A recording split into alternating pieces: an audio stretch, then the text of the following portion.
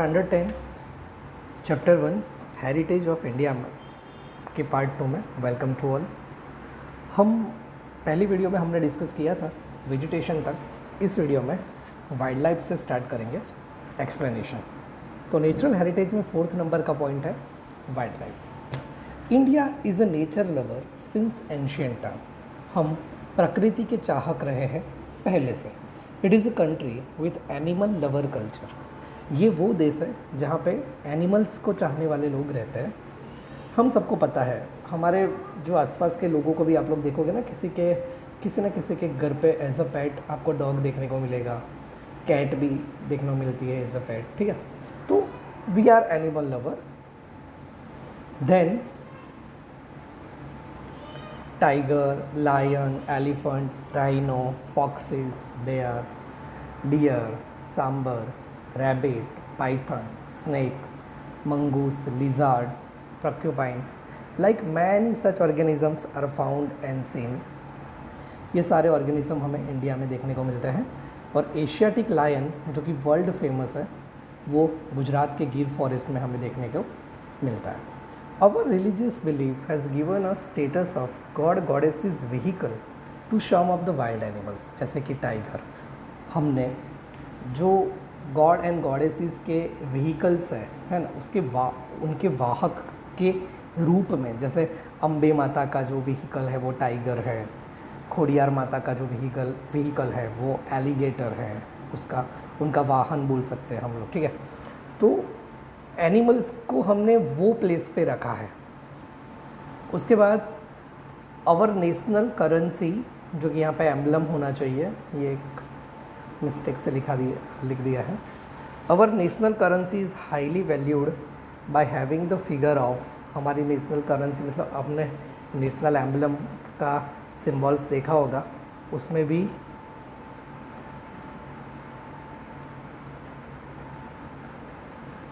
Highly valued by having the 4 figures of lions. उसमें 4 lions हैं। Then elephant है, horse है, बुल है। Furthermore to protect the wild life reserves are created and even laws for the protection of their life have been enacted.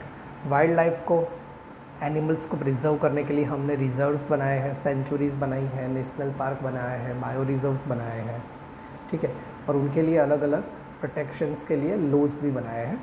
वो आगे आने वाले chapters में हम डिटेल में डिस्कस करेंगे। प्रोजेक्ट टाइगर है, प्रोजेक्ट एलिगेटर है, वो सब के बारे में। देन हमारा नेक्स्ट टॉपिक है कल्चरल हेरिटेज ऑफ इंडिया। हमने हेरिटेज के 2 टाइप्स देखे थे, एक था नेचुरल हेरिटेज, दूसरा था कल्चरल हेरिटेज। तो उसमें कल्चरल हेरिटेज ऑफ इंडिया में क्या है वो देखते हैं। India has gifted to the world a diverse and rich heritage. India ने पूरे वर्ल्ड को एक डाइवर्स हेरिटेज गिफ्ट किया है। Culture heritage is a man made heritage, वो हम डिस्कस कर चुके हैं आगे। वॉट एवर इज़ रिसीव्ड और क्रिएटेड बाई ह्यूमन ने जो भी अपनी टैक्ट, विजडम एंड स्किल, अपनी बुद्धि से, कला कौशल्य से जो कुछ भी क्रिएट किया है ना, उन सब को हम कल्चरल हेरिटेज में इंक्लूड कर सकते हैं। तो किन किन लोगों ने कंट्रीब्यूट किया है? तो सबसे पहले इंडिया में बसने वाले लोग आर्यंस थे, उसके बाद क्षत्रप, फिर कुषाण, फिर Hund's, Persian, Turks, Arabs, Mughal, Britishers, French, ठीक है। ये सब का कंट्रीब्यूशन है। वो सारी ट्राइब इंडिया में आई। Indian culture from the exchange between all has become rich. हमने आगे देखा था, एक माइंगल्ड वर्ड था, वहाँ पे हमने समझा था कि ये सारे कल्चर आपस में जुल मिल गए, मिक्स हो गए, देन हमारा कल्चर भी रीच हुआ। The people of India from the pre historic period, history के टाइम को ये लोग डिवाइड करते हैं। तो प्री हिस्टोरिक पीरियड्स की बात अगर हम करें तो तब से लेकर आज तक इंडिया में बसने वाले सभी लोगों का कंट्रीब्यूशन इंडिया के कल्चर को रीच बनाने में लगा है। The art of architectures and sculptures are 5000 years old. मैंने आपको पहले भी बताया था कि इंडिया का जो कल्चर है वो 5000 साल पहले का है। The remains of Indus valley civilizations is an evidence of this. और ये इंडस वैली सिविलाइजेशन से ये इसका ही एग्जाम्पल है। On seeing the remains of figure of god and goddesses, humans, animals, several toys as well as sculpture, जो स्थापत्य है, ये बियर्ड मैन का स्कल्पचर्स देखो आप, and the statues of a dancer, Nataraj का एक स्टैचू है, वन फील, अगर ये सब देख के आपको एक सेल्फ एस्टीम एंड प्राइड की फीलिंग आएगी कि हमारे जो फोर फादर्स थे, हमारे जो पूर्वज थे, एंसेस्टर्स थे, वो विदाउट एनी डिग्री, ना वो इंजीनियर थे, ना वो आर्किटेक्ट थे, फिर भी कितने अच्छे तरीके से ये स्कल्पचर्स बना सकते थे। तो ये एक सेल्फ एस्टीम, स्वनिर्भर वाली फीलिंग्स एक आती है। Further when we look at the figure of bullock और lion on an inverted lotus of Mauryan era, ठीक है, उसके बाद गौतम बुद्धा का भी एक स्टैचू है और मेडिटेटिव फॉर्म में, जो कि कालखंड स्टैचूज जैन तीर्थंकर्स के हैं। उसके बाद इलोरा केव्स है, राष्ट्रकूटा डायनास्टी के वक्त पे बनी हुई।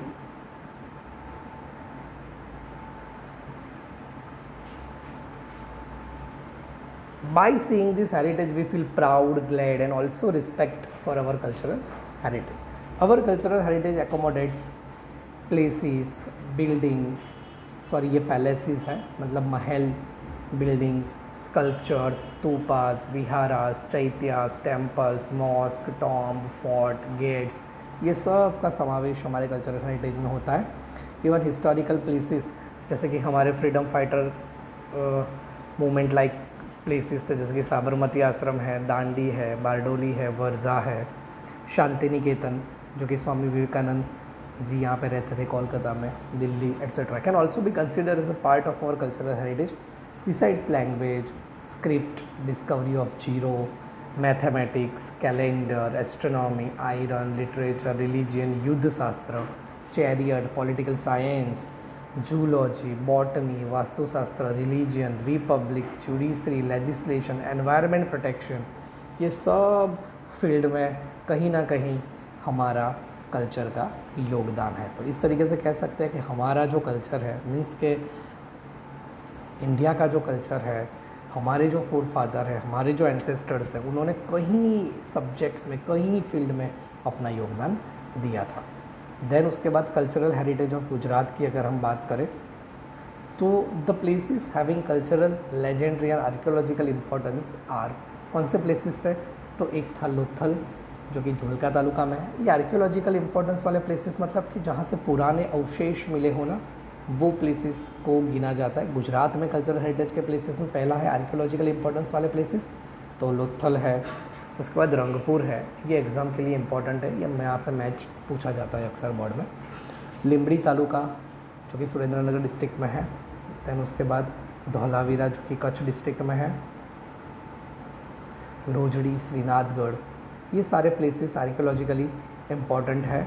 द प्लेसेस ऑफ पिलग्रिमेज, जैसे कि वडनगर का जो विक्ट्री टावर, हाँ, stone inscription of king Ashoka, जो कि जूनागढ़ में है।